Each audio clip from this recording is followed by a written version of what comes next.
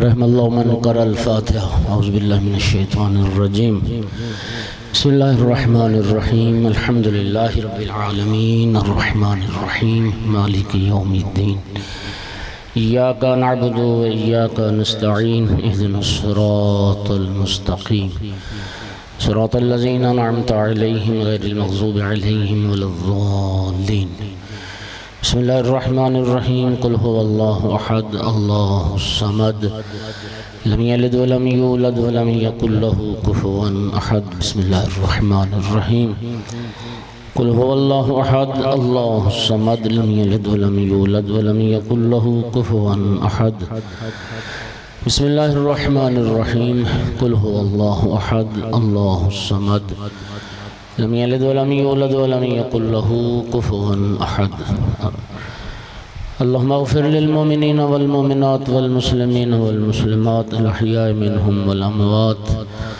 اللهم تابع بيننا وبينهم بالخيرات إنك مجيب الدعوات إنك على كل شيء قدير کریم اللہ بحق شہیدان کربلا بانیان مجلس بانیان عشر مجالس ان کے توفیقات خیر میں اضافہ فرما، ان کے حوائج شریعہ پورے فرما، ان کے گھروں میں رحمتیں برکتیں نازل فرما۔ کریم پروردگار جتنے عزادار مومنین مومنات تشریف فرمائیں سب کی حاجات کو پورا فرما، بیمار مومنین کو شفاء کاملہ عطا فرما، بے اولاد مومنین کو نیک اولاد عطا فرما، تنگ دست مومنین کو وسیع حلال رزق نصیب فرما۔ کریم پروردگار دنیا پوری دنیا میں بالعموم پاکستان میں بالخصوص عزاداری اور عزاداروں کی حفاظت فرما، جب تک زندگی رہے معرفت کے ساتھ بار بار والی کربلا کی زیارت نصیب فرما۔ پروردگار بحق محمد و آل محمد امام صاحب العصر علیہ السلام کے ظہور میں تعجیل فرما، حضرت حجت کے حامیان و ناصران نوکران و منتظران سے ہمارا شمار فرما۔ ربنا تقبل منا انک انت السمیع العلیم، قبولیت دعا کے لیے بلند صلوات۔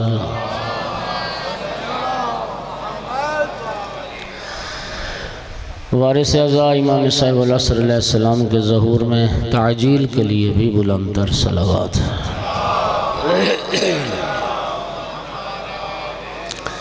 اعوذ باللہ من الشیطان اللعین الرجیم بسم اللہ الرحمن الرحیم الحمد للہ رب العالمین والعاقبۃ للمتقین والجنۃ للمؤمنین والنار للمنافقین الحمد للہ الذی جعلنا من المتمسکین بولایت علی بن ابی طالب واولادہ المعصومین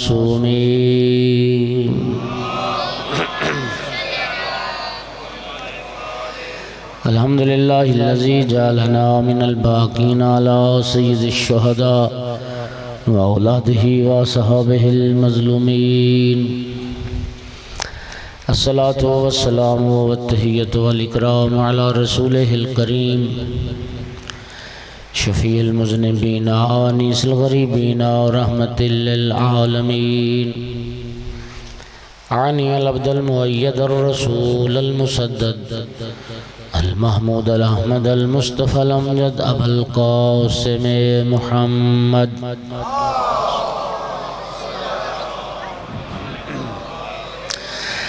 ثم الصلاة والسلام والتحیۃ والاکرام علی آلہ الطیبین الطاہرین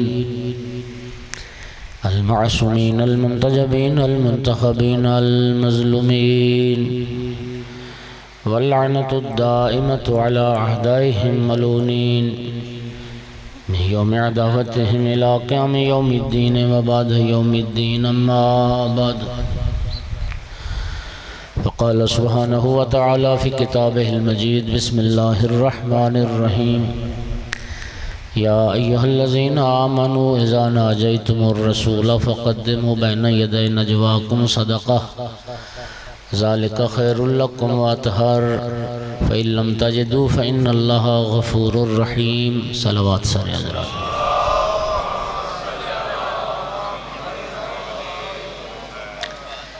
مومنین یہ جو میں نے آیت پڑھی ہے یہ کس نام سے شہرت رکھتی؟ اللہ آپ کو جزائے خیر عطا فرمائے۔ ارشاد پروردگار ایمان والو، جب تم رسول اللہ کے ساتھ سرگوشی نجوہ کرنا چاہو تو پہلے صدقہ دے کے آؤ، اس لیے کہ یہ حکم تمہارے لیے بہتر ہے، خیر ہے اور اطہر ہے۔ اس میں تمہاری طہارت کا، تمہاری باطنی طہارت کا سامان ہے۔ اب وہ صدقہ دینے میں خیر کیا تھی؟ دو جہات سے خیر ہے۔ ایک بات تو یہ تھی کہ صدقہ جو فقراء تھے، مساکین تھے، ان کی جیب میں جانا تھا، ان کی مالی مدد ہوتی، ان کو فقر سے نجات ملتی۔ دھیان ہے سب کو میری طرف؟ چلو اللہ اکبر۔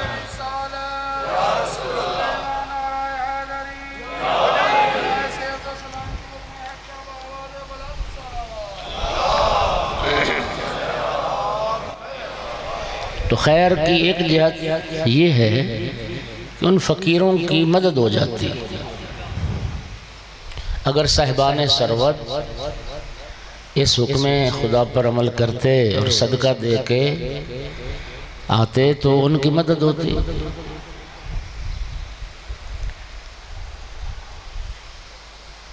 اور طہارت، اس حکم میں لوگوں کی باطنی طہارت ہے۔ وہ کیا تھی کہ دنیا کی محبت کچھ کم ہو جاتی۔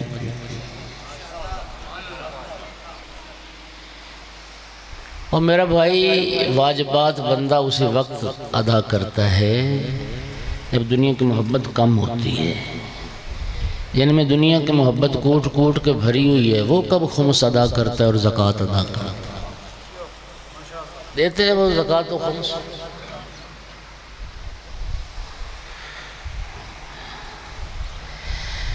اللہ تعالیٰ آپ کو جزائے خیر دے۔ صلوات پڑھو ذرا سارے حضرات۔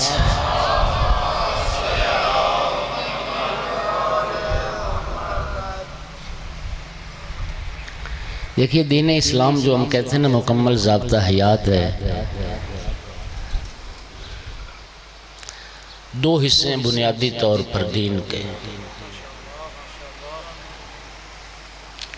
آدھا حصہ عبادات کہلاتا ہے، آدھا حصہ معاملات کہلاتا ہے۔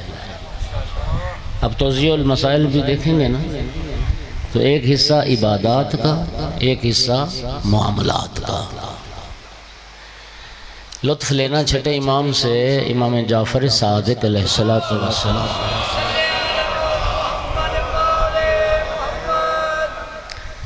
پوچھا گیا فرزند رسول، اچھے انسان کو پہچاننا ہو تو اس کی کوئی نشانی بتائیں کہ یہ بندہ اچھا ہے۔ آپ حیران ہوں گے کہ جن چیزوں کو ہم اچھائی کی علامت سمجھتے ہیں، چھٹے امام نے فرمایا تم نے یہ نہیں دیکھنی۔ وہ کیا ہے؟ فرمایا لا تنظروا الی طول رکوعہم و الی طول سجودہم۔ اچھے انسان کی پہچان کرنا ہونا تو ان کے لمبے رکوع اور سجود نہیں دیکھنے۔ فلاں بڑا تہجد گزار ہے، بڑی لمبی نمازیں پڑھتا ہے، رکوع بڑے لمبے اور سجدے بڑے لمبے کرتا ہے، ہاں جی، تو اتنا ماتھے پہ محراب ہے اور فلاں ہے۔ امام فرماتا ہے یہ نہیں دیکھنا۔ تمہیں کیا پتا کہ اس کی نماز اس کی عادت ہو، اس کی عبادت اس کی عادت ہو۔ اور بھائی، عادتیں گندی بھی ہوتی ہیں، اچھی بھی ہوتی ہیں۔ بعض نمازیوں کی نماز عادت ہوتی ہے، اور اس کا یہ مطلب نہیں کہ میں نماز چھوڑ دے، اچھی عادت ہونی چاہیے، اچھی عادت ہونی چاہیے۔ مولا تو پھر اچھے انسان کی پہچان کس سے کریں؟ امام نے فرمایا لوگوں کے ساتھ جو معاملات ہیں، جو ان میں سچا اور کھرا ہے، وہ اچھا ہے۔ یہ دیکھو کہ وہ جھوٹ تو نہیں بولتا لوگوں سے، لوگوں سے وعدہ جو کرتا ہے پھر اس وعدہ کی وعدہ خلافی تو نہیں کرتا، وعدہ پورا کرتا ہے، دھوکہ نہیں دیتا ہے، ملاوٹ نہیں کرتا ہے، دو نمبری نہیں کرتا ہے، توجہ ہو رہا، فراڈی نہیں ہے، زبان کا سچا، کردار کا سچا، معاملات کا کھرا انسان۔ فرمایا جو معاملات میں سچا ہے وہی اچھا ہے۔ آپ توضیح المسائل دیکھ لیں، فقہی کتابیں دیکھ لیں، عبادات کا جو چیپٹر ہے، حصہ ہے، وہ اتنا سارا ہے، معاملات کا اتنا ہے۔ معاملات تو بہت زیادہ ہے۔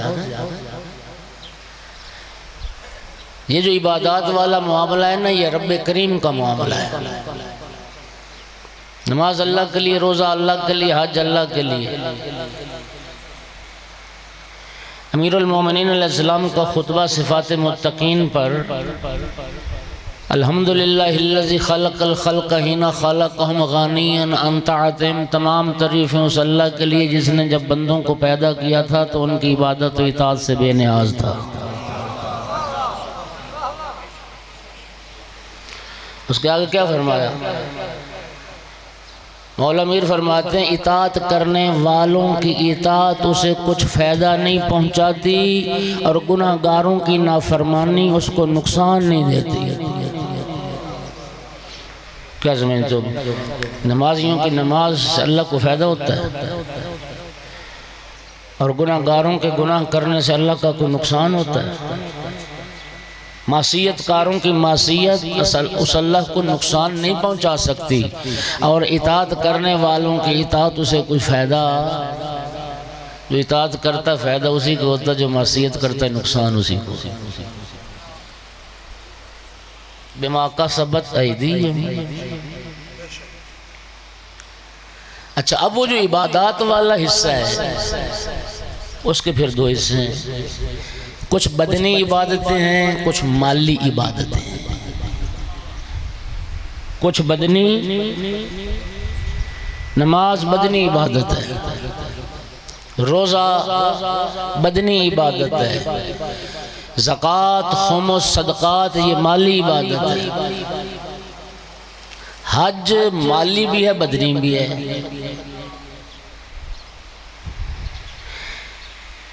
اب ہمارا معاملہ کیا ہے، ذرا ناراض نہ ہوئیے گا۔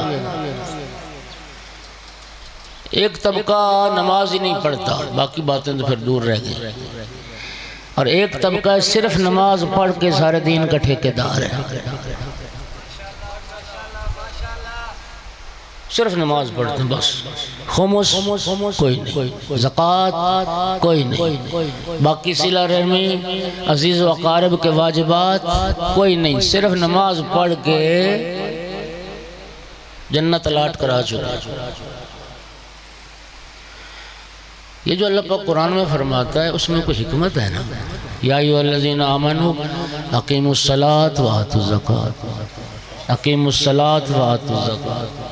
اور قرآن میں کتنے مقام پر بدنی عبادت کے ساتھ جو مالی عبادت کا تذکرہ ہے، نماز کے ساتھ جو زکوٰۃ کا تذکرہ ہے، رسول اللہ فرماتے ہیں یہ دونوں لازم و ملزوم ہیں، زکوٰۃ کے بغیر نماز نہیں، نماز کے بغیر زکوٰۃ نہیں۔ کوئی نماز پڑھ لیتا ہے تو اسے زکوٰۃ کی پرواہ ہی نہیں کہ میں نے زکوٰۃ بھی دینی ہے، نہیں، مالی واجبات کا پتہ ہی نہیں۔ مولا امیر المومنین فرماتے ہیں جو واجبات کا، مالی واجبات کا جو تارک ہے وہ بخیل ہے۔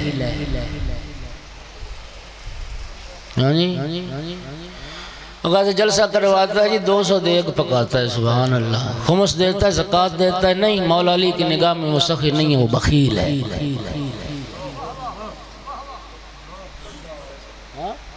ہاں جی، بڑا سخی ہے جی، وہ ٹوکری میں پیسے دیتا ہے ذاکرین کو، سبحان اللہ، لیکن غریب سادات کا بھی حق دیتا ہے، فقراء مومنین کا بھی حق دیتا ہے، نہیں، تو وہ سخی کیسے؟ یہ معصوم فرما رہے ہیں کہ سخی ہوتا ہے وہ بندہ جو مالی واجبات ادا کرتا ہے، وہ سخی ہے، جو نہیں کرتا وہ سخی نہیں۔ وہ کیا ہے؟ وہ صرف اپنی شہرت کا بھوکا ہے۔ صلوات پڑھو ذرا سارے۔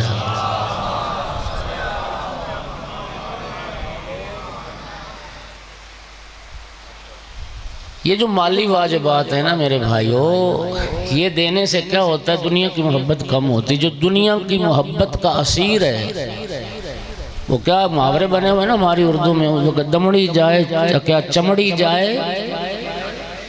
اب دمڑی سمجھانا پڑے گی۔ دمڑی پہلے دمڑی کا ویسے مجھے بھی نہیں پتا، میں بھی دمڑی کے زمانے کا نہیں ہوں، میں بعد کے زمانے کا ہوں۔ وہ پہلے ایک سوراخ والا میٹل کا کوئی سکہ ہوتا تھا، انگریز کے دور میں ہوتا ہوگا، کس زمانے میں دمڑی کہتے تھے، سب سے چھوٹا سکہ ہوتا تھا۔ اب تو ماشاءاللہ ملک ترقی کر گیا، اب تو میرے خیال میں سب سے چھوٹا سکہ 10 روپے ہی ہو گیا۔ سکہ تو خیر ویسے ہی ختم ہو گیا۔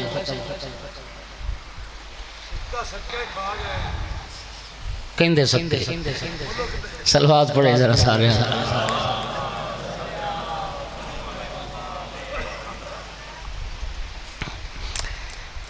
یہ اللہ پاک فرماتا ہے کہ رسول اللہ کے ساتھ اگر تم نجوہ کرنا چاہتے ہو نا تو صدقہ دے کے آؤ، اس میں تمہاری بہتری ہے، تمہارے دلوں کی طہارت کا سامان ہے۔ اور وہ جو طہارت کا سامان ہے، وہ سامان یہ ہے کہ دنیا کی محبت تمہارے دل میں کم ہو جائے گی۔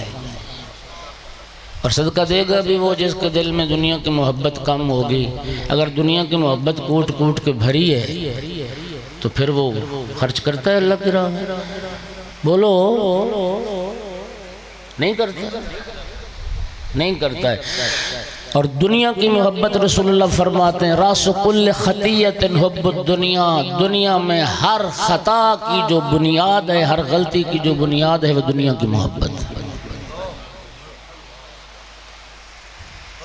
چوریاں دنیا کی محبت کی وجہ سے، ڈاکے دنیا کی محبت کی وجہ سے، یتیم کا مال کھایا جاتا ہے دنیا کی محبت کی وجہ سے، بیوہ کا حق کھا گئے دنیا کی محبت کی وجہ سے، غریب کے حق پہ ڈالا دنیا کی محبت کی وجہ سے، ملاوٹ دنیا کی محبت کی وجہ سے، نجائز منافع خوری دنیا کی محبت کی وجہ سے، سود خوری دنیا کی محبت کی وجہ سے، قتل و غارت دنیا کی محبت کی وجہ سے۔ اس دنیا کی محبت نے نبی قتل کروا دیے اور نبی زادے قتل کروا دیے۔ ہر خطا، رسول اللہ فرما رہے ہیں ہر خطا کی بنیاد وہ محبت دنیا۔ حکم آ گیا کہ رسول اللہ سے نجوہ سرگوشی خصوصی میٹنگ چاہتے ہو تو صدقہ دو۔ مولا علی فرماتے ہیں خدا کی قسم میرے سوا کوئی نہ تھا، میرے علاوہ کوئی نہ تھا، صدقہ دے کے آتا رسول اللہ کے ساتھ نجوہ کے شرف کو حاصل کرتا۔ اور کل میں نے سنایا آپ کو، مولا فرماتے بھی خفف اللہ عن ھذہ الامہ، میں علی بھی عمل نہ کرتا امت پیغمبر پر عذاب نازل ہو جاتا۔ قدردان بیٹھے اگلا جملہ سننا اور لطف لینا۔ خدا کی قسم ساری دنیا میں ہم سب دنیا کے محبت میں اسیر ہیں اور دنیا سے محبت کرتے ہیں۔ اللہ گواہ ہے صرف واحد مولا علی ہے جو دنیا کو طلاقیں دینے والا ہے۔ مولا علی کے علاوہ کسی نے طلاق دی ہے دنیا کو؟ ہاں جناب کے وہ جملے ہیں نہج البلاغہ میں، محراب عبادت میں کھڑے ہو کے دنیا کو خطاب کرتے تھے، یا دنیا یا دنیا ابھی تعرض دے، ہم الیہ تشوق دے۔ کیا اے دنیا تو علی کے در پہ ہونا چاہتی ہے اور تو علی کو بہکانا چاہتی ہے، اپنے دام میں پھنسانا چاہتی ہے؟ لا ہانا ہینک، خدا وہ وقت نہ لائے کہ علی تیرے چنگل میں پھنسے۔ غری غیری، میرے علاوہ کسی اور کو دھوکہ دے، علی تیرے دھوکے میں آنے والا نہیں۔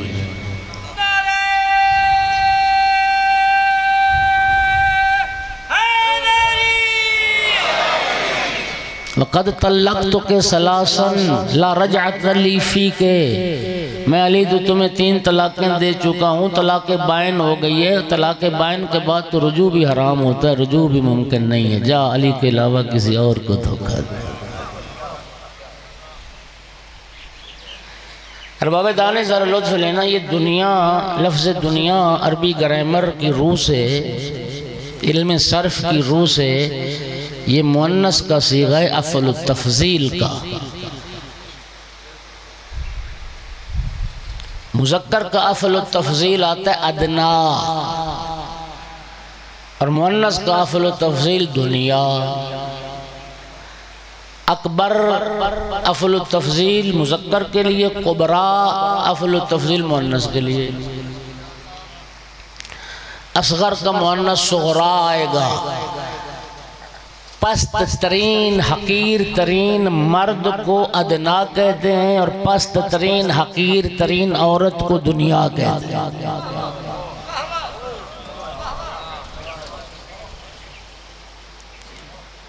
واحد مولا علی نظر آئے جنہوں نے طلاقیں دی ہیں دنیا کو، 3 طلاق۔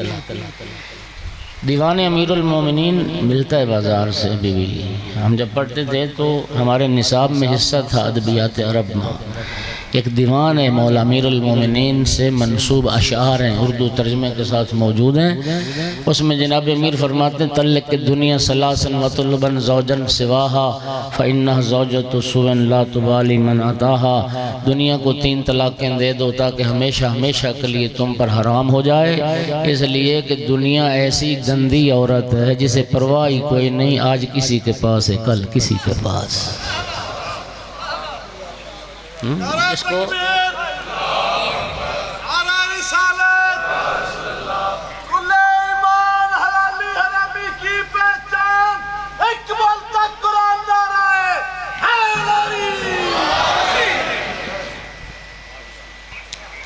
اس آیت کے نازل ہونے کے بعد مولا امیر فرماتے ہیں 1 دینار تھا میرے پاس، میں نے 10 درہم کے عوض اس کو فروخت کیا، 10 درہم لے لیے، اور میں 10 دن تک ہر روز 1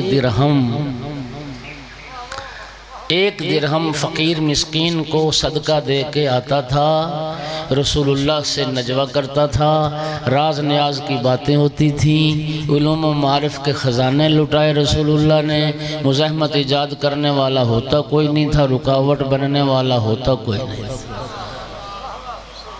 کل والا جملہ پھر دہرا دوں، علامہ اختر عباس فرماتے تھے علم دینے والے کے ہاں بخل نہیں تھا، لینے والے کے ظرف میں کمی نہیں تھی۔ اور صرف ان 10 دنوں میں رسول اللہ نے علم نہیں دیا، یہ وہ نجوہ ہے جس کا ذکر قرآن میں آتا ہے۔ سامعین گرامی، اگر عالم اسلام کی جنہیں سیاستہ کہتے ہیں، جو صحیح ترین جو 6 کتابیں حدیث کی سمجھتے ہیں، اگر ان میں سے حدیث نہ دکھاؤں تو میں مجرم ہوں۔ یہ آیت نجوہ ایک حدیث نجوہ ہے، حدیث نجوہ۔ وہ حدیث نجوہ کیا ہے؟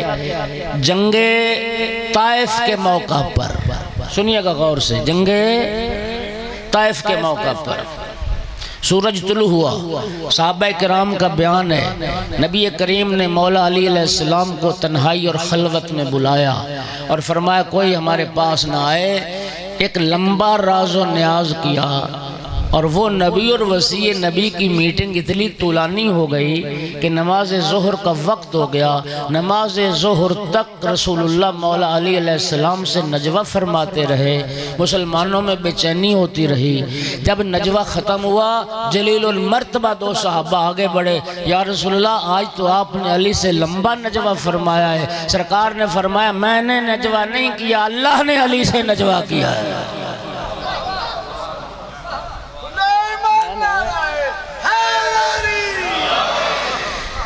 یہ میں نے علی سے مناجات و نجوہ نہیں کیا، یہ رب نے علی سے نجوہ کیا ہے، رب نے علی سے نجوہ کیا ہے۔ کل بھی کہا، یہ آیت اور حدیث دونوں بتاتی ہیں کہ رسول اللہ نے مولا علی علیہ السلام کو ایسے اسرار بھی بتائے اور ایسے علوم بھی عطا کیے جو مسلمانوں میں سے کسی اور کو عطا نہیں کیے۔ یہ بات سمجھ آ گئی؟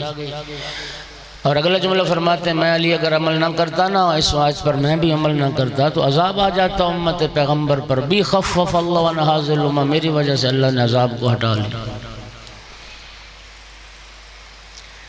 اب عالم اسلام کی ایک معروف تفسیر ہے تفسیر کبیر، اصل نام ہے تفسیر مفاتیح الغیب، تفسیر کبیر کے نام سے معروف ہے، فخر رازی کی تفسیر ہے۔ اور اس تفسیر کے بارے میں کسی اہل علم نے کہا تھا اس تفسیر میں سب کچھ ملتا ہے سوائے تفسیر کے، تفسیر کے علاوہ سب کچھ، سارا زور علمی صرف کرتا ہے ان آیات پر کہ جن سے آل رسول کی شان اور عظمت واضح ہوتی ہے، اور وہ کوشش کرتا ہے کہ آل رسول کی عظمت واضح نہ ہو۔ مزاج سمجھ آ گیا مفسر کا؟ اب ذرا آپ عربی جانتے ہیں نہیں جانتے، اسی سورہ مجادلہ کی آیت نمبر 12 کی جب تفسیر آپ پڑھیں گے تو یقین فرمائیے انہوں نے ایسی باتیں لکھی ہیں کہ جس بوڑھی ماں کا جوان بیٹا مر گیا ہو نا، وہ بھی سن لے تو ہنس پڑے گی۔ اب آپ تو دانا لوگ بیٹھے ہو، سناؤں دو باتیں جو اس نے لکھی۔ مولا امیر نے جو فرمایا نا میرے علاوہ کسی نے عمل نہیں کیا، وہ مفسر لکھتا ہے، ذرا سنیے، کہتا ہے مولا علی علیہ السلام کا آیت نجوہ پر عمل کرنا مولا علی کے لیے کوئی فضیلت کی بات نہیں ہے، اور باقی مسلمانوں کا عمل نہ کرنا ان کے لیے کوئی عیب اور کمزوری کی بات نہیں ہے۔ بیجا بیجا نہیں ہو گئی؟ اللہ حکم دیتا ہے کہ رسول اللہ سے نجوہ کرنے سے پہلے صدقہ دو، تو کہتے ہیں مولا علی نے کیا تو وہ ان کے لیے کوئی شرف کی بات نہیں۔ اگلا جملہ، ذمہ دار ہوں لفظوں کا، اگلا جملہ کہتا ہے، سنیے، اگلا جملہ کہتا ہے کہ مولا علی عمل نہ کرتے تو بہتر ہوتا، مولا علی عمل نہ کرتے تو بہتر ہوتا۔ کیوں؟ کہتا ہے مولا علی نے آیت نجوہ پر سب سے پہلے عمل کر کے غریبوں کا بھی دل دکھایا ہے، امیروں کا بھی دل دکھایا ہے۔ وہ ہوئے نا حیران۔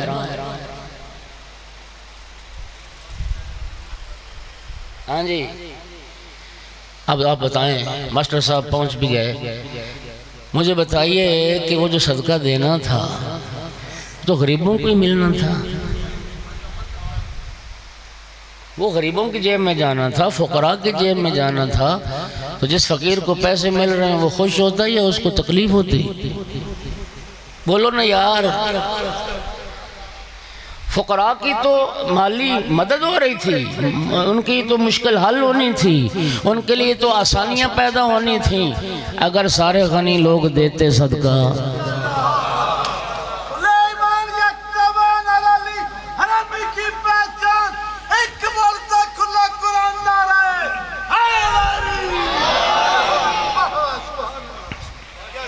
آزمائش تھی، امتحان تھا مسلمانوں کا، اگر سارے مسلمان جو صاحب ثروت تھے، صاحب حیثیت تھے، وہ اگر صدقہ دے کے تو مدینے کے تو فقراء فقیر نہ رہتے۔ فلاں مرا اتنے لاکھ دینار چھوڑ گیا، زرداری نے کیا لوٹا اور فلاں نے کیا لوٹا۔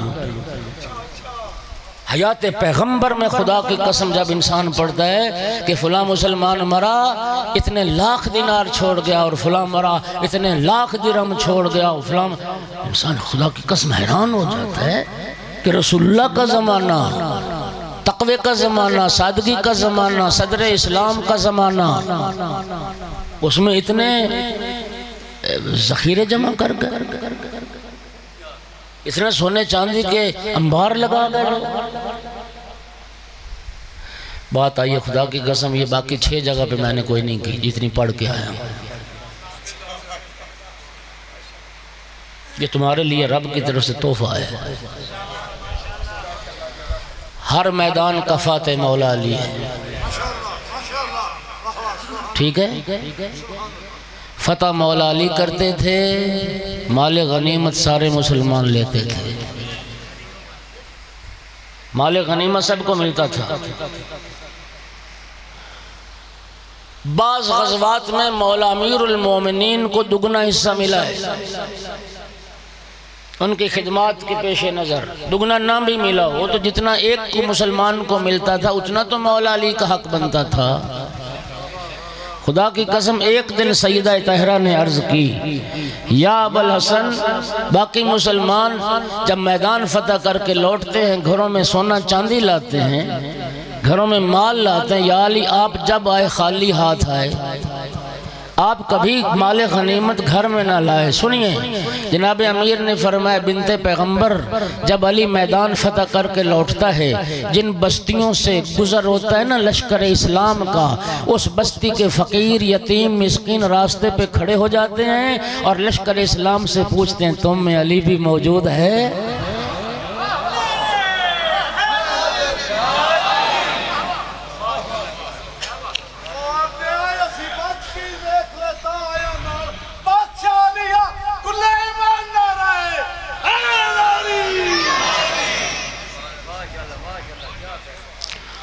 گھروں تک لے کے آنے والے مال غنیمت اور تھے، اور گھر آتے آتے سارا مال غنیمت فقراء اور یتامہ پر صرف کر کے آنے والے صرف علی ابن ابی طالب۔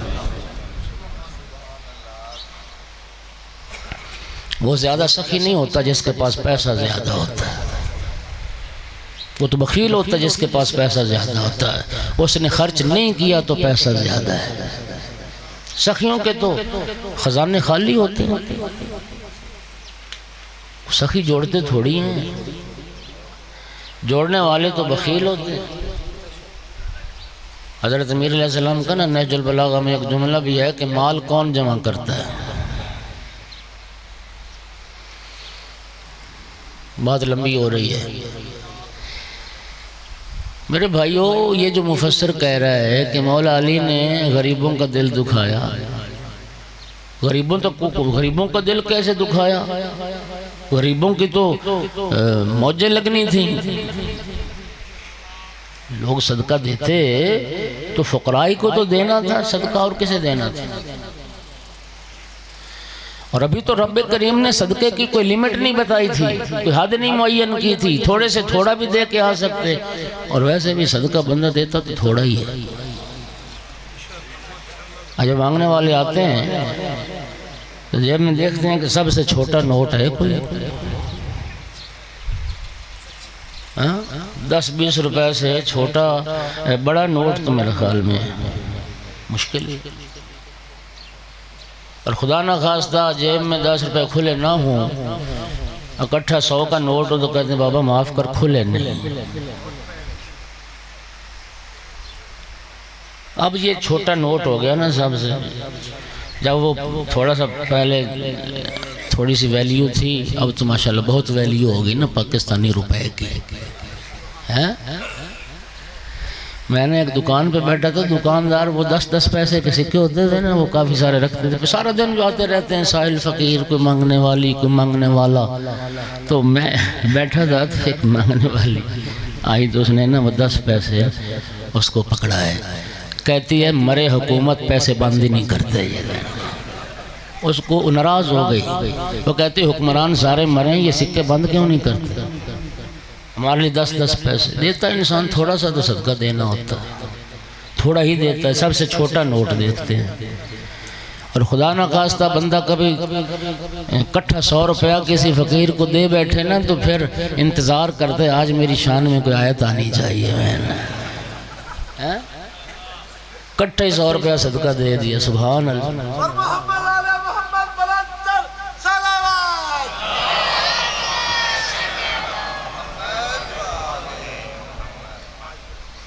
اچھا جی، مولا علی نے فقیروں کا بھی دل دکھایا، امیروں کا بھی دل دکھایا۔ امیروں کا دل کیوں دکھا؟ سنیے، کہتا جی مولا علی علیہ السلام نے وہ اردو میں ایک لفظ ہوتا ہے نا چڑھایا، آیت نجوہ پر عمل کر کے نا صدقہ دے کے رسول اللہ سے نجوہ کیا، امیروں کو چڑھایا۔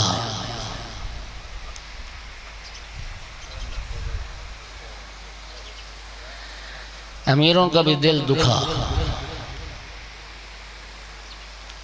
اور دل دکھنے کی ایک وجہ سے کہتے ہیں کہ جی وہ تو مولا علی نے پہلے جلدی آیت پہ عمل کر لیا تو آیت ویسے ہی منسوخ ہو گئی، تو اب مسلمانوں کو تو ٹائم ہی نہیں ملا، آیت ہی منسوخ ہو گئی۔ اب مجھے ایمان سے بتاؤ اللہ کے بندو، 10 دن تک یہ آیت رہی، 10 دن تک حکم خدا رہا۔ اب کسی عمل کے لیے یہ 10 دن تھوڑے تھے، دن رات میں صبح و شام میں کسی وقت بھی صدقہ دے کے نبی کریم سے نجوہ کا شرف حاصل کیا جا سکتا تھا، لیکن نہیں، ذالک فضل اللہ یؤتیہ من یشاء، یعنی وہ مفسر چاہتا تھا کہ مولا علی بھی عمل نہ کرتے اور بغیر عمل کے ہی آیت منسوخ ہو جاتی۔ ہاں جی، اچھا ایک مفسر نے یہ کہا ہے نا، دیکھیے تفسیر اپنا در منصور جلال الدین سیوطی کی، وہ بھی اہل سنت مفسر ہیں، انہوں نے جواب دیا اس کا، انہوں نے کہا کہ فخر رازی سے تعصب کی بو آتی ہے۔ اس نے جو تفسیر میں لکھا ہے نا، بغض علی کی بو آ رہی ہے، علی دشمنی کی بو آ رہی ہے، ورنہ یہ تو مولا امیر المومنین کا شرف تھا، یہ تو مولا امیر المومنین علیہ السلام کی فضیلت تھی جو رب کریم نے مولا علی کو عطا کی اور کسی کو عطا نہیں کی۔ ہر روز 1 درہم صدقہ دے کے آتے، رسول اللہ کے ساتھ نجوہ کرتے۔ اب ہمیں کیا پتا کہ کیا نجوہ ہوا؟ مولا امیر المومنین علیہ السلام کو نبی کریم نے کون کون سے اسرار عطا فرمائے، نبی جانے، نبی کا وسیع جانے، لیکن مفسرین نے، ہمارے علماء نے بھی، اہل سنت علماء نے بھی، فرائد السمتین اہل سنت کی حدیث کی کتاب ہے، اور آسان ترین حوالہ دیتا ہوں، مولانا احمد رضا اعلیٰ حضرت جنہیں کہتے ہیں نا بریلوی، مولانا احمد رضا بریلوی، ان کا جو ترجمہ قرآن ہے، انہوں نے اس ترجمہ قرآن میں سورہ مجادلہ کی تفسیر میں حاشیے پر وہ 10 باتیں لکھی ہیں۔ اگر مولا علی علیہ السلام خود نہ بتاتے تو ہمیں خاک پتہ چلتا۔ مولا امیر المومنین علیہ السلام نے پھر 10 باتیں بتائی ہیں کہ میں صدقہ دے کے جاتا تھا نا، ہر روز ایک سوال بھی میں رسول اللہ سے پوچھتا تھا اور نبی کریم اس کا جواب دیتے تھے۔ یہ انشاءاللہ پھر کل سے شروع کروں گا کہ مولا علی نے کیا پوچھا، رسول اللہ نے کیا بتایا۔ یہ ذرا تشنگی رہنی چاہیے نا، اور نہیں آج بھی کر لیتا ہوں، لیکن بات یہ ہے کہ جو باتیں 10 دنوں میں ہوئی ہیں وہ ایک دن میں تھوڑی سناؤں گا۔ صلوات پڑھیے ذرا سارے حضرات۔ نہ مولا علی نے ایک دن میں پوچھی ہیں، نہ ساری رسول اللہ نے ایک دن میں بتائی ہیں۔ میں 1-2 دن میں پوری کر دوں گا انشاءاللہ، لیکن آج نہیں کروں گا کل سے۔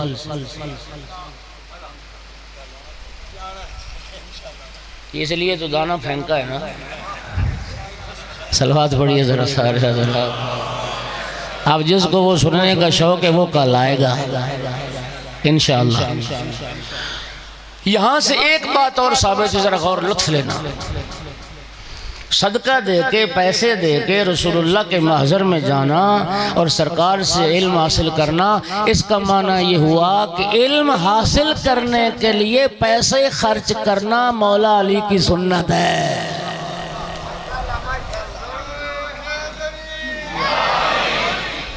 علم کے حصول کے لیے، اور اگلی گل کرنی ہے نا، شیعہ ناراض ہو جانا ہے، نہیں ہوندے، چلو پھر کروں گا۔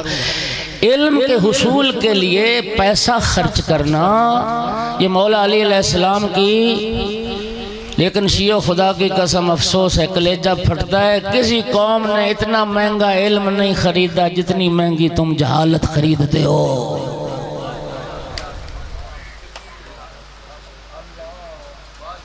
جتنی مہنگی قوم شیعہ جہالت خرید رہی ہے، اتنا مہنگا تو کسی نے علم نہیں خریدا۔ کدھر جا رہے ہیں ہم؟ علم کو حاصل کرنے کے لیے، علم کی تحصیل کے لیے، علم کے حصول کے لیے پیسہ خرچ کرنا، یہ مولا علی علیہ السلام کی سنت ہے۔ کل سلسلہ کلام کو آگے بڑھائیں گے۔ اپنا ایک وعدہ پورا کروں اور ٹائم پھر وہ پتہ نہیں چلتا، نکل جاتا ہے۔ 28 رجب کو امام حسین علیہ السلام، ایک صلوات پڑھو ذرا سا۔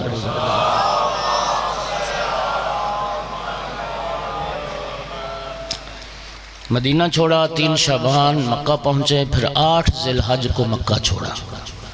یہ تقریباً 4.25 ماہ کے لگ بھگ کا عرصہ بنتا ہے۔ شعبان، رمضان، شوال، ذوالقعدہ، ذی الحج کی 7 تک رہے، 8 کو امام نے پھر مکہ چھوڑ دیا۔ اس عرصے میں جو مکہ میں قیام رہا امام علیہ السلام کا، بڑی بڑی شخصیات، صحابہ کرام، امام حسین علیہ السلام سے ملاقاتیں رہی ہیں۔ حضرت عبداللہ ابن عمر نے بھی مکہ میں امام حسین علیہ السلام سے ملاقات کی، اور عبداللہ نے کہا کہ فرزند رسول، میں آپ کو مشورہ دیتا ہوں، آپ عراق نہ جائیں، واپس مدینہ لوٹ جائیں اور آپ اپنے گھر میں بیٹھیں، ان امویوں سے صلح کر لیں۔ اور کہتا ہے کہ میں فرزند رسول نہیں چاہتا کہ آپ قیام کریں، آپ کی حرکت سے ان امویوں کے ہاتھ کوئی بہانہ لگے۔ یزید کتنا عرصہ جیے گا؟ اور میرا کہتا ہے، میرا خیال ہے کہ آپ اگر ان کو کچھ نہ کہیں، امویوں کے خلاف آواز نہ اٹھائیں، تو یہ یزید اور یزیدی حکومت کے کرندے آپ کو کچھ نہ کہیں گے۔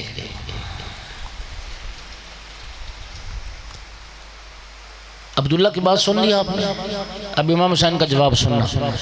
علیہ السلام فرمائے، اُفٍ لِهَذَا الْكَلَامِ أَبَدًا، تیرے اس کلام پر مجھے بہت افسوس ہے۔ اسألک باللہ یا عبداللہ، اے عبداللہ ابن عمر، میں تجھے خدا کا واسطہ دے کے سوال کرتا ہوں، سچ بتاؤ، انا عندک علی خطأ من امری، تو کیا سمجھتا ہے؟ تجھے خدا کا واسطہ دے کے پوچھ رہا ہوں، تو کیا سمجھتا ہے کہ یزید کے خلاف قیام میں خطا کار ہوں اس معاملے میں؟ یہ میں غلط کر رہا ہوں؟ تو کیا سمجھتا ہے میں اشتباہ کر رہا ہوں، میں غلطی کر رہا ہوں، میں خطا پر ہوں؟ اگر تو مجھے خطا پر سمجھتا ہے تو پھر میں تیری بات سنتا ہوں، پہلے یہ بتا کہ میں خطا پر ہوں۔ ابن عمر کہتے ہیں، خدا کی قسم فرزند رسول، خدا کی قسم، آپ خطا پر نہیں ہیں، آپ غلطی پر نہیں ہیں، ہرگز اشتباہ یا خطا نہیں ہے۔ اور اگلا جملہ بڑا اچھا کہا، انہوں نے کہا کہ جن کی شان، جن کی طہارت کی گواہی رب قرآن میں دے، وہ خطا کار کیسے ہو سکتے ہیں؟ وہ خطا پر کبھی نہیں ہو سکتے۔ یزید آپ کے مقابلے میں خلافت کا حقدار بھی نہیں ہے، لیکن میں آپ کے اس حسین و جمیل چہرے کو یزیدیوں کی تلواروں کا نشانہ بننا نہیں دیکھنا چاہتا۔ میں یہ نہیں چاہتا کہ یزیدی گماشتے آپ کے اس مبارک بدن پر تلواروں سے ٹوٹ پڑے اور امت کو یہ صدمہ دیکھنا پڑے۔ اس لیے میں کہتا ہوں کہ آپ مدینہ پلٹ جائیں اور خاموشی سے گھر بیٹھ جائیں۔ مولا حسین علیہ السلام نے فرمایا، یا عبداللہ، یہ تمہاری غلط فہمی ہے، یہ یزیدی مجھے نہیں چھوڑیں گے۔ دو ہی صورتیں میرے لیے، میں زندہ رہ سکتا ہوں اگر ان کی بیعت کر لوں، اور اگر بیعت نہ کروں تو پھر یہ مجھے کسی حال میں زندہ نہیں چھوڑیں گے۔ اور سن لے اے عبداللہ، حسین کبھی یزید کی بیعت نہیں کرے گا۔ اما تعلم، حضرت سمجھانا چاہتے تھے کہ یہ کیا ہے دنیا اور دنیا کی حکومت اور یزید کا یہ اقتدار، یہ کیا ہے؟ کس دنیا کے لیے میں یزید کی بیعت کی تم بات کرتے ہو، یا میں الگ قیام نہ کروں ظلم کے خلاف؟ کیوں؟ فرمایا سنیے، اما تعلم یا عبداللہ، تم نہیں جانتے ان من حواظ هذه الدنیا، اس دنیا کی ذلت اور پستی کی اس سے بڑی دلیل کیا ہوگی کہ بنی اسرائیل کی ایک زانیہ عورت کو خوش کرنے کے لیے یحییٰ ابن زکریا نبی کا سر کاٹ کر بھیجا گیا۔ سنی آپ نے؟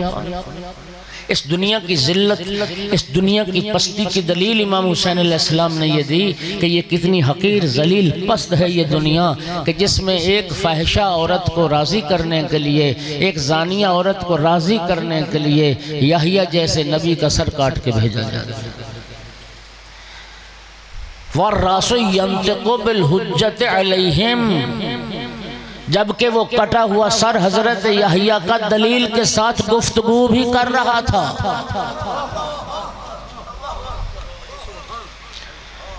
اور اے ابو عبد الرحمن، یہ کنیت تھی ان کی، تم نہیں جانتے؟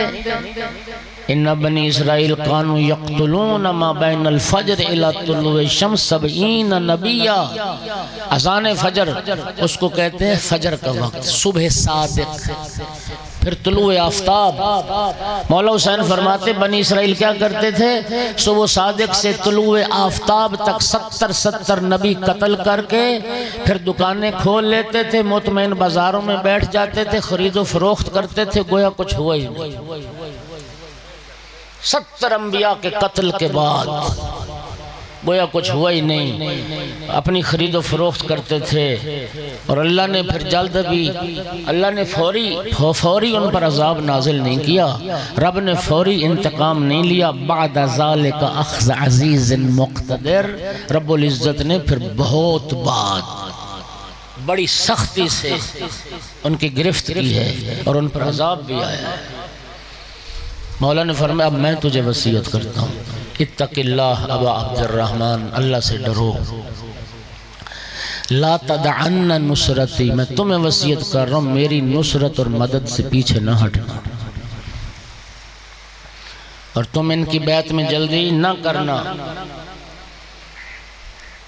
یہ امام حسین علیہ السلام کی گفتگو تھی مکہ میں۔ امام زین العابدین علیہ السلام فرماتے ہیں جب ہم مکہ سے چلے اور کربلا آنے تک جہاں بھی میرا بابا حسین رکتے تھے، جہاں بھی قیام کرتے تھے، اور جہاں بھی منزل پر قیام کرنے کے بعد پھر اگلا سفر شروع کرتے تھے، میرا بابا پورے راستے میں حضرت یحییٰ کو یاد کرتا ہے۔ مولا حسین علیہ السلام حضرت یحییٰ کو یاد کرتے آئے ہیں، چونکہ حضرت یحییٰ علیہ السلام اور حضرت امام حسین علیہ السلام میں یہ قدر مشترک تھی کہ یحییٰ علیہ السلام کا سر کاٹ کے ایک زانیہ عورت کو بھیجا گیا تھا، اور امام حسین علیہ السلام رسول کے بیٹے کا سر کاٹ کے یزید ملعون کے پاس بھیجا گیا تھا۔ 4 محرم ہو گئی، آئیں آج کربلا کے ان 2 شہید بچوں کو رو لیں کہ جن پر سگی ماں نہیں روئی ہے، جن بچوں کی ماں نے، جن پر بہن نہیں۔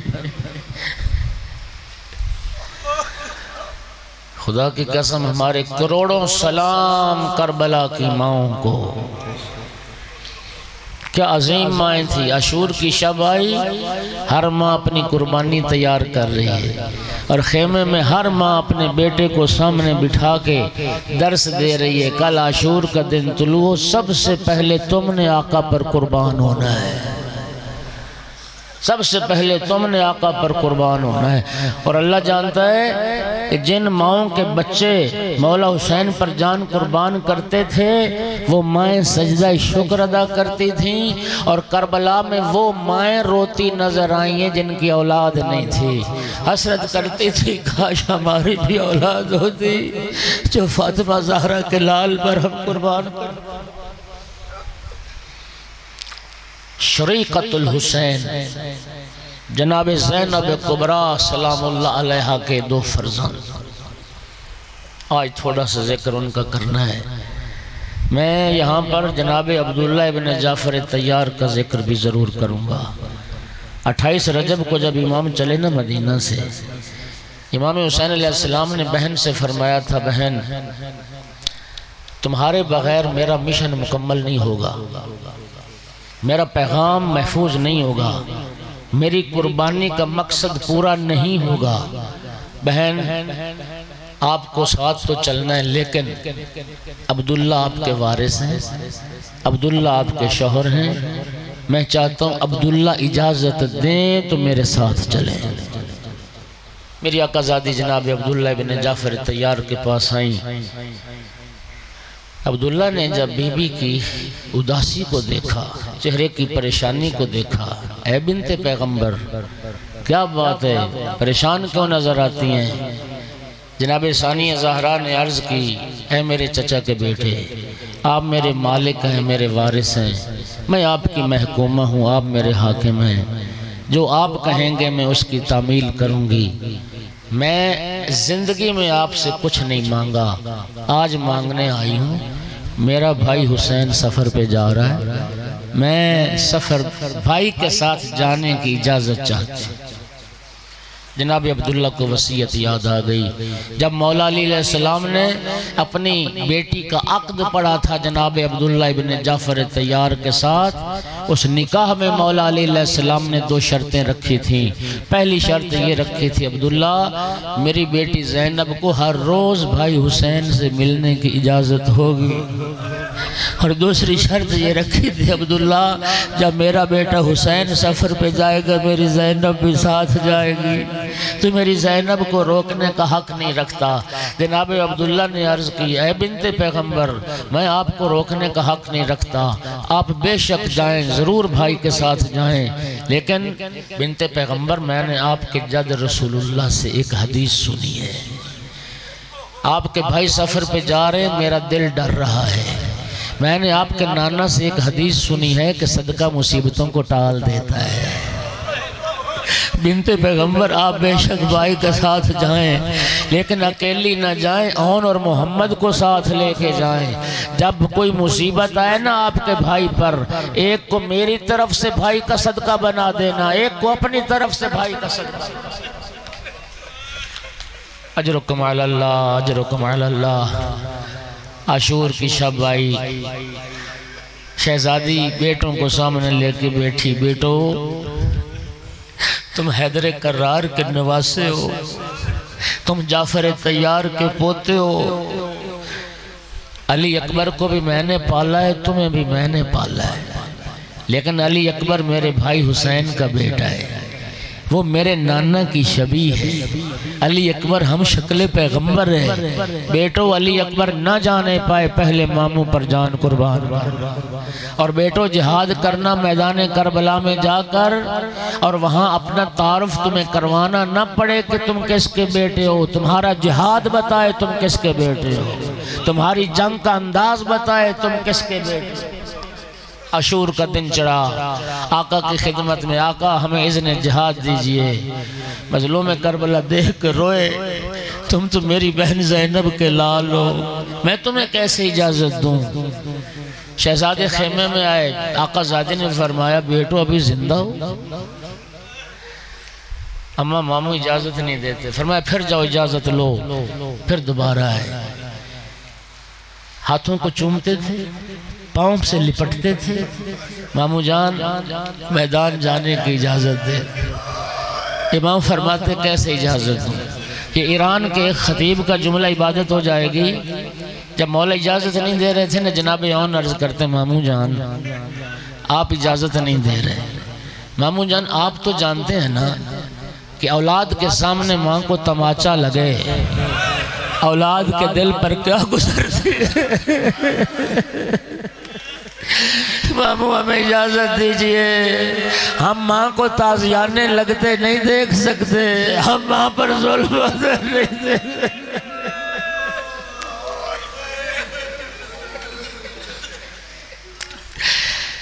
مظلوم کربلا نے گریہ فرمایا، میری آقا زادی زینب آگے بڑھی، بھیا میں نے آپ سے کچھ نہیں مانگا، صرف اتنا مانگتے میرے بیٹوں کو اجازت دیں میدان میں جانے کی۔ آقا نے فرمایا بہن آج تو آل محمد کی قربانیوں کا دن ہے، بے شک جائیں شہزادے۔ بی بی خوش ہو گئی، بھیا آپ نے اگر اجازت دے دی تو 1 منٹ کے لیے میرے خیمے میں آئے۔ بھائی کو خیمے میں بلایا، صندوق کھولا، دو امامے نکالے۔ بھیا میں نے بڑی مدت سے 2 امامے سنبھال رکھے ہیں، ایک میرے بابا حیدر کرار کا امام ہے اور ایک جعفر طیار کا امام ہے. اپنے ہاتھوں سے میرے بیٹوں کے سروں پر امام اجرکم علی اللہ. امام نے شہزادوں کو امام پہنائے، میدان کے لیے تیار کیا. ایک بیٹے کو امام حسین علیہ السلام نے سوار کیا، ایک بیٹے کو مولا عباس علیہ السلام نے سوار کیا. فرمایا جاؤ اللہ کی راہ میں جہاد کرو. شہزادے مصروف جہاد ہوئے اور دونوں بھائی داد دے رہے ہیں، حوصلہ دے رہے ہیں. شاباش شیرو، شاباش میرے شیرو. 20 ملائین کو واصل جہنم کیا شہزادوں نے. عزادارو، عاشور کے دن مقتل کا ایک طریقہ تھا کہ یزیدی لشکر جب امام حسین علیہ السلام کے کسی ساتھی کو قتل کر لیتا تھا تو پھر ڈھول بجاتے تھے، پھر طبل بجتے تھے، خوشی کا اظہار کرتے تھے. جو اعلان ہوتا تھا کہ حسین کا ساتھی ہم نے مار لیا. شہزادے میدان روانہ ہو گئے، میری آقا زادی خیمے میں آ گئیں، اب انتظار میں تھیں. عزادارو، ایک مرتبہ جب طبل بجے، ڈھولوں کی آواز آئی، میری آقا زادی نے سر سجدہ شکر میں رکھ دیا. میرا اللہ تیرا شکر ہے، زینب کی قربانی میرے بھائی کے کام. علی القوم الظالمین وسیعلم الذین ظلموا ای منقلب.